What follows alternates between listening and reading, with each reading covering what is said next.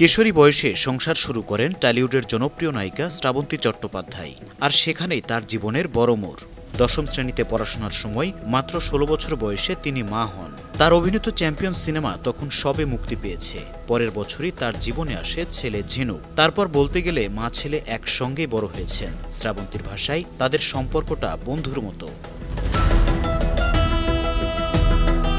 সম্প্রতি আনন্দবাজার পত্রিকাকে সাক্ষাৎকারে সিনেমা, ব্যক্তিগত জীবন সহ নানা প্রসঙ্গে কথা বলেছেন এই অভিনেত্রী। তিনি বলেন, ঝিনুকের বন্ধুদের সঙ্গে যখন আড্ডা হয় তখন কেউ তাকে আন্টি বলে ডাকে না, বরং সবাই ডাকে দিদি। শ্রাবন্তীও মনে করেন ছেলের সঙ্গে বয়সের পার্থক্য কম হয়, তাদের মধ্যে সম্পর্কটা অনেক খোলামেলা।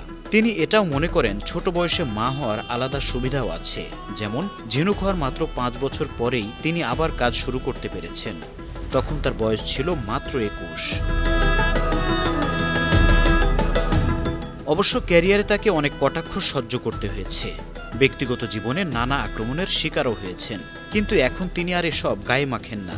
নতুন সিনেমার চিত্রনাট্য হাতে পেলে শ্রাবন্তী প্রথমে সেটা শোনান ছেলেকে। মা ছেলের সম্পর্কটা এখানেই অন্যরকম। বিনোদন ডেস্ক, ৫২ টিভি।